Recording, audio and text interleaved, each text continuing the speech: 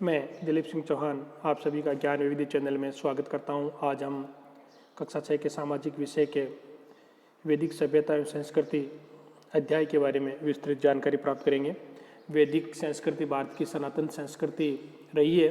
वैदिक संस्कृति का ज्ञान हमें वेदों तथा वैदिक साहित्य से प्राप्त होता है। वेद हमारी संस्कृति की धरोहर है।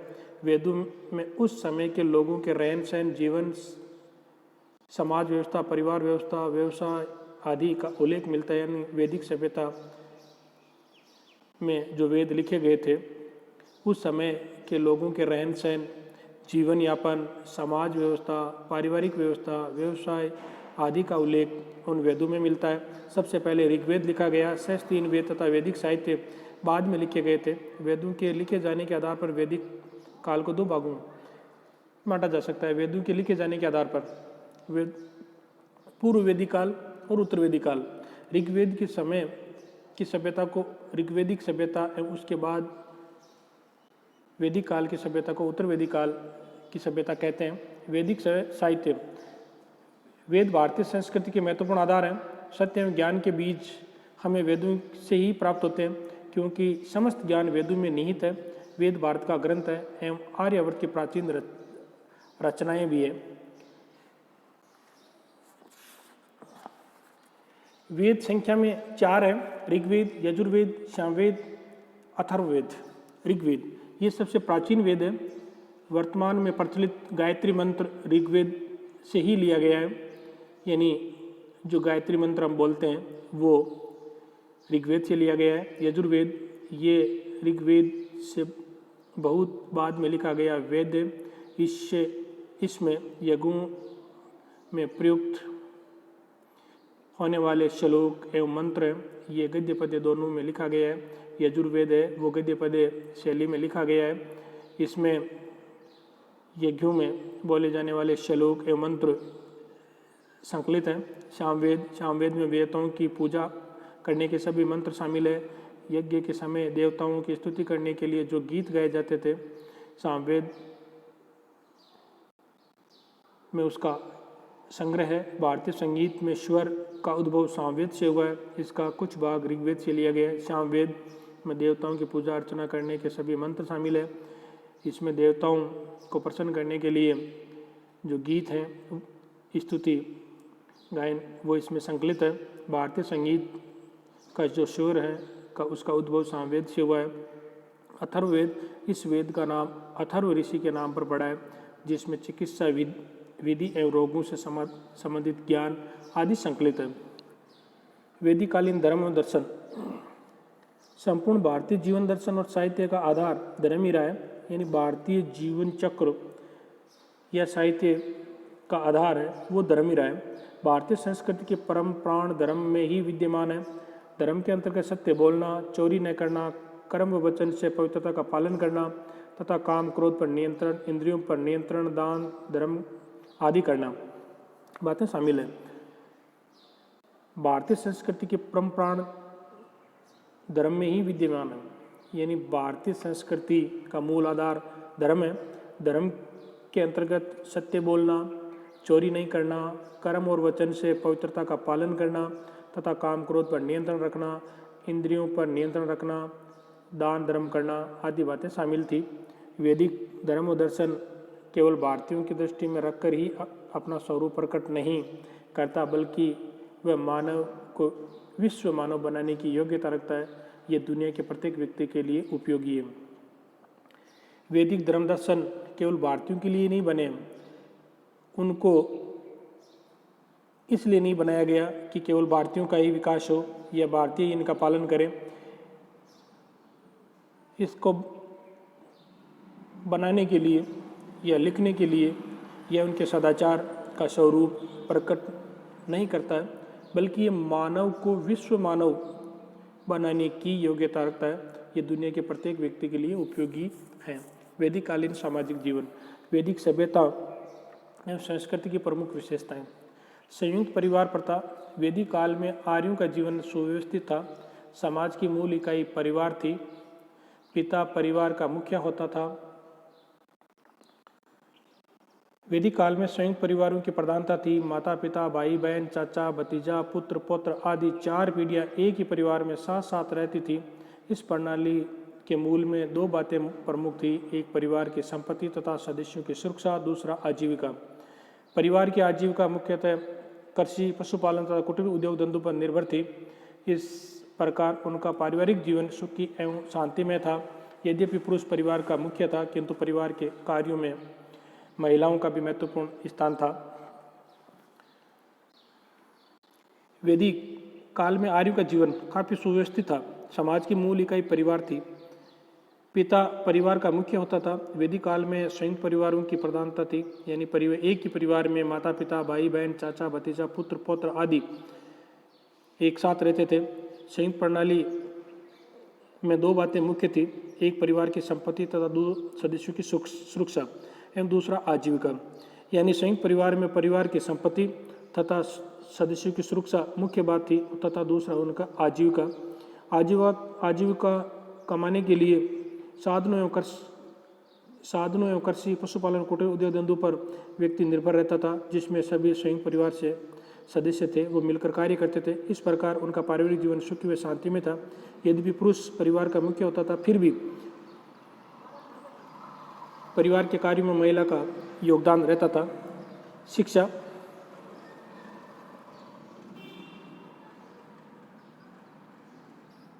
नैतिक व आध्यात्मिक शिक्षा। वैदिक काल में शिक्षा का महत्वपूर्ण स्थान था। शिक्षा का आधार सादा जीवन उच्च विचार था। गुरुकुल में शिक्षा दी जाती थी। लड़के लड़कियों को समान रूप से शिक्षा दी जाती थी। शिक्षा का माध्यम संस्कृत था। उस समय संस्कृत भाषा काफी उन्नत अवस्था में थी। शिक्षा का प्रधान लक्ष्य बौद्धिक एवं आध्यात्मिक विकास तथा आचरण की पवित्रता को विकसित करना था। वैदिक काल में शिक्षा का महत्वपूर्ण स्थान था। शिक्षा का आधार सादा जीवन उच्च विचार था। गुरुकुल में शिक्षा दी जाती थी। लड़के लड़कियों को समान रूप से शिक्षा दी जाती थी। उस समय शिक्षा का माध्यम उस समय संस्कृत था। संस्कृत उस समय काफ़ी उन्नत अवस्था में थी। शिक्षा का प्रधान लक्ष्य बौद्धिक एवं आध्यात्मिक था। नारी का समाज में स्थान क्या था? उस समय वैदिक काल में समाज में स्त्रियों को महत्वपूर्ण स्थान प्राप्त था। परिवार में स्त्रियों को पुरुषों की तरह सभी अधिकार प्राप्त थे। सामाजिक और धार्मिक समारोह पर वह पुरुषों के साथ साथ भाग लेती थी।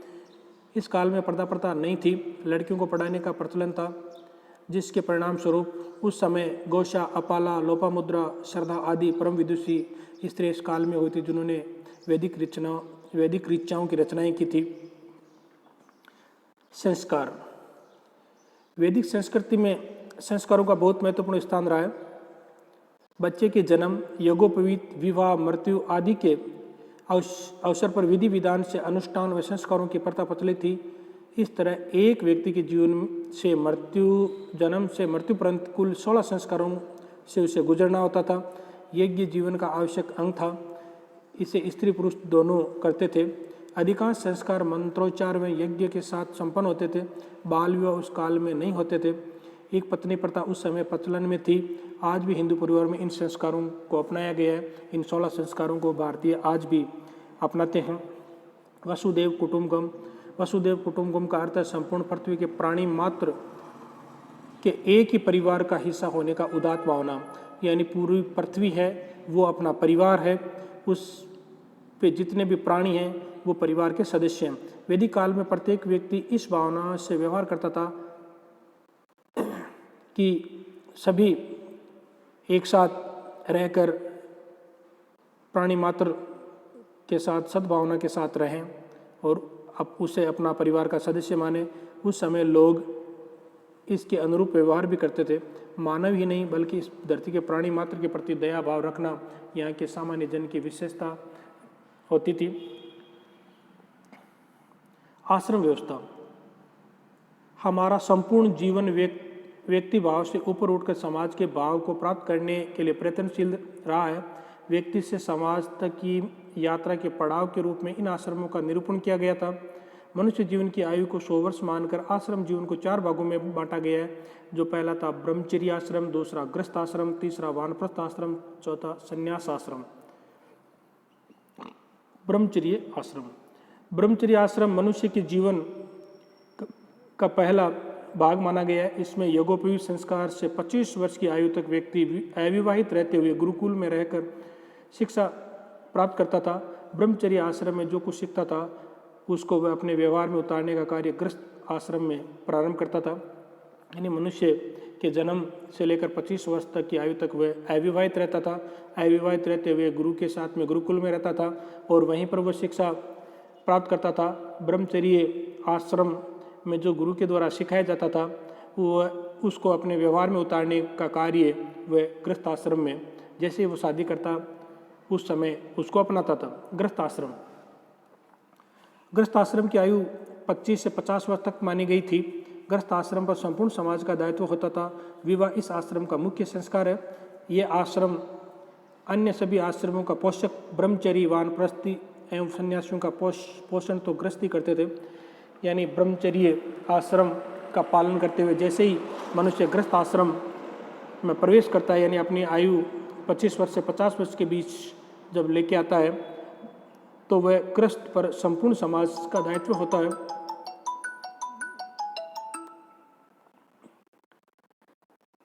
संपूर्ण समाज का दायित्व होता है।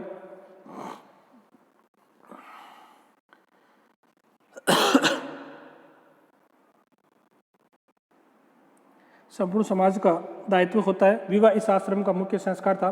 यानी गृहस्थ आश्रम में व्यक्ति विवाह करता था। ये आश्रम अन्य सभी आश्रमों का पोषक है। ये आश्रम गृहस्थ आश्रम है, बाकी सभी आश्रमों का ब्रह्मचर्य, वानप्रस्थ और सन्यासियों का पोषण करता था। यानी गृहस्थ ही उनके परिवार का पालन पोषण करता था। वानप्रस्थ की आयु 50 से 75 वर्ष तक के बीच मानी गई है।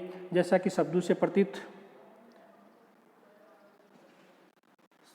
होता है, वानप्रस्थ आश्रम में व्यक्ति परिवार के दायित्व से मुक्त होकर अपना जीवन गांव के निकट जंगल में बिताता था। गृहस्थ आश्रम में रहकर जो मनुष्य अनुभव प्राप्त करता था उनको समाज में बांटता था। गृहस्थ आश्रम में वह अपने परिवार के कल्याण के लिए सोचता था, किंतु यहाँ पर वह संपूर्ण समाज के कल्याण के लिए सोचता है। गृहस्थों को सलाह देना इस आश्रम की मुख्य विशेषता थी।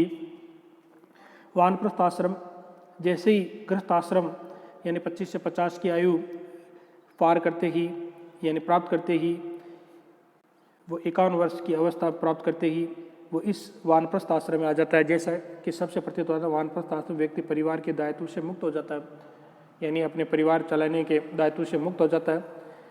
वो अपना जीवन गांव के निकट जंगल में बिताता था।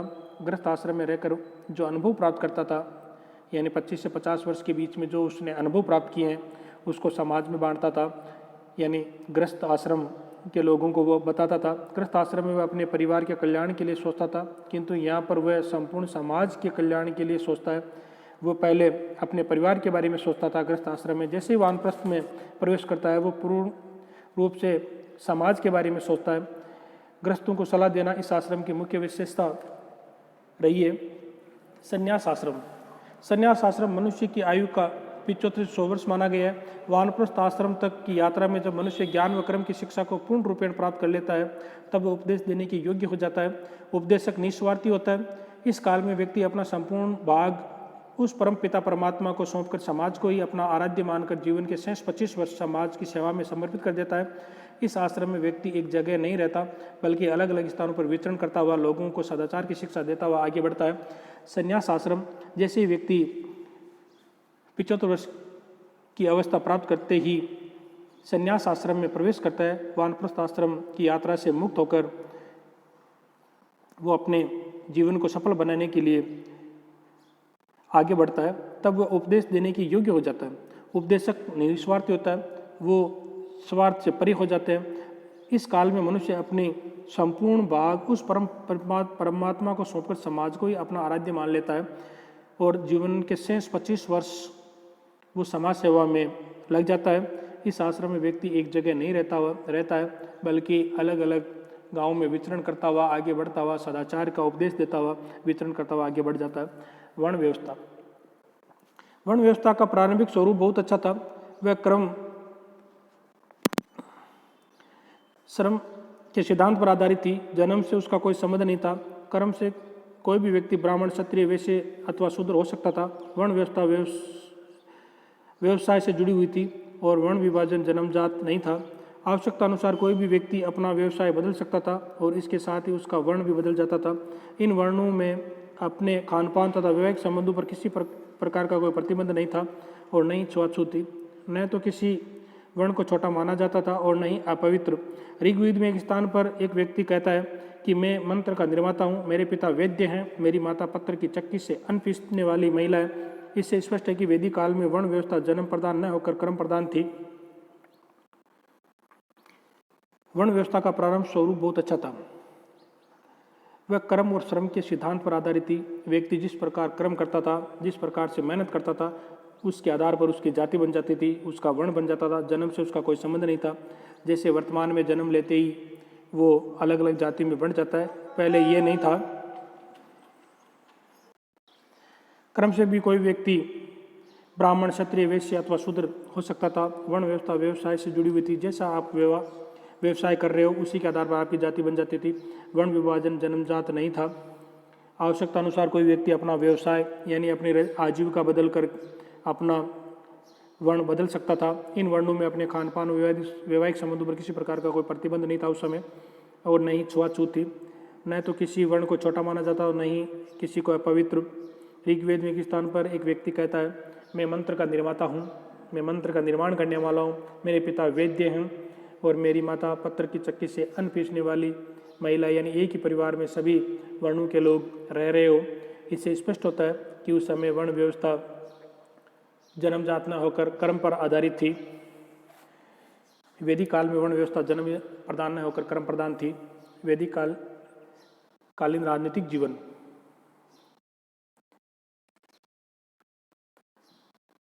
आर्यों के राजनीतिक जीवन का मूल आधार कुटुंब था। कई कुटुंबों को मिलाकर एक ग्राम बनता था। ग्राम के अधिकारी को ग्रामीण कहते थे। यानी आर्यों के राजनीतिक जीवन का मूल आधार कुटुंब था। कुटुंबों को एक छोटा ग्राम बनता था। इस ग्राम के अधिकारी को ग्रामीण कहते थे। कई ग्रामों के समूह को यानी गांवों को मिलाकर विश्व बनता था, जिसका अधिकारी विश्वपति कहलाता था। कई विश्वों के समूह आपस में मिलकर जन नामक इकाई बनाते थे, जिसके अधिकारी को शासक अथवा राजन कहा जाता था। जनों का राजनीतिक संगठन प्राय एक जैसा था।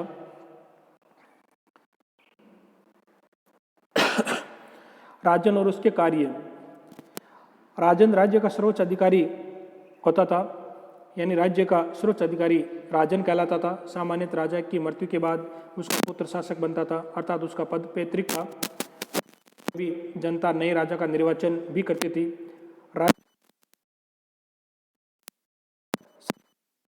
केंद्रित थी। वह राज्य के कर्मचारी तथा अधिकारियों की नियुक्ति करता था तथा उन्हें पदोन्नत व पदच्युत भी कर सकता था।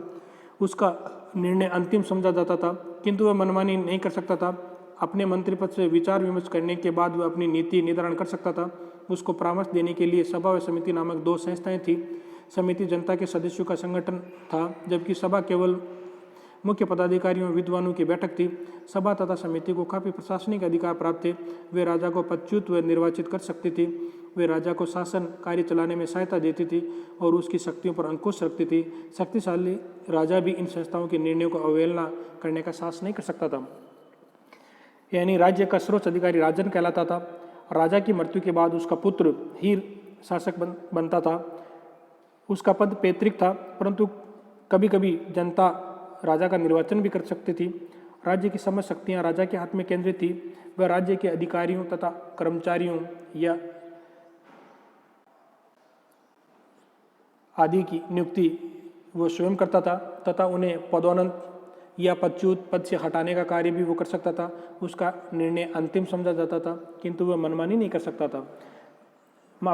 अपने मंत्री परिषद से विचार विमर्श करने के बाद वो अपनी नीति निर्धारण कर सकता था। उसको परामर्श देने के लिए सभा समिति नामक दो संस्थाएं थी। समिति जनता के सदस्यों का संगठन था, यानी समिति है उसमें जनता के सदस्यों का एक संगठन था, जबकि सभा केवल मुख्य पदाधिकारियों विद्वानों की बैठक थी। सभा और समिति को काफी प्रशासनिक अधिकार प्राप्त थे।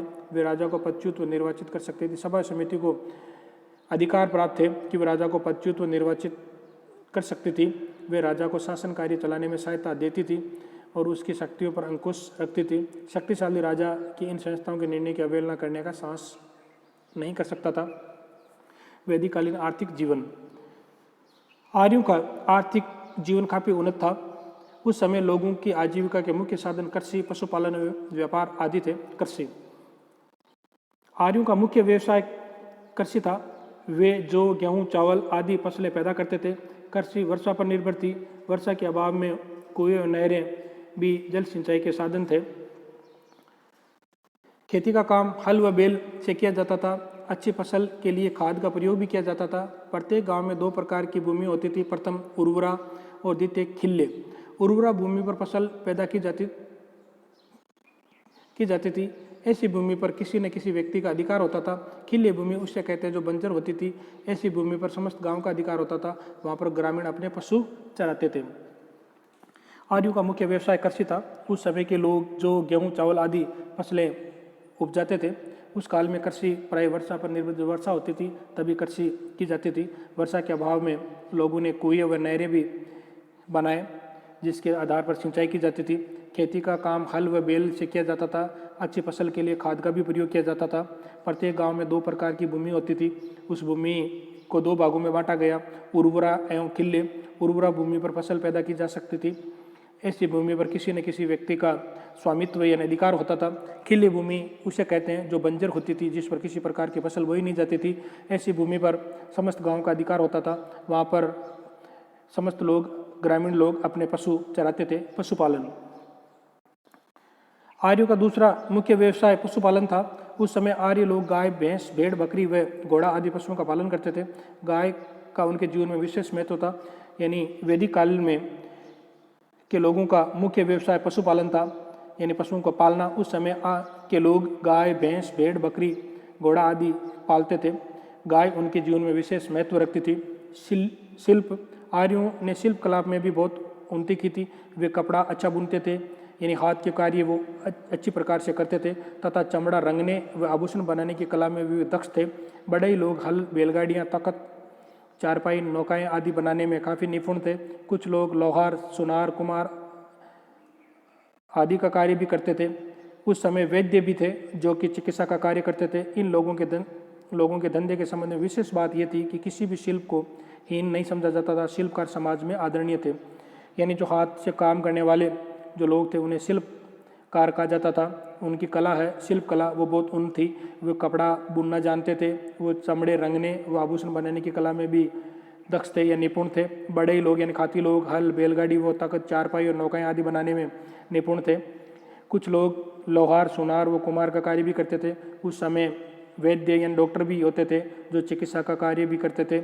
उन लोगों के धंधे के संबंध में विशेष बात ये रही है कि किसी भी शिल्पकार को हीन भावना से नहीं देखा जाता था। शिल्पकार समाज में यानी शिल्प निर्माण कार्य करने वाले को समाज में आदरणीय देखा जाता था। व्यापार, आर्य लोग व्यापार भी करते थे। व्यापारी वर्ग को पणि कहा जाता था। विदेशी व्यापार जल और स्थल दोनों मार्गों से होता था।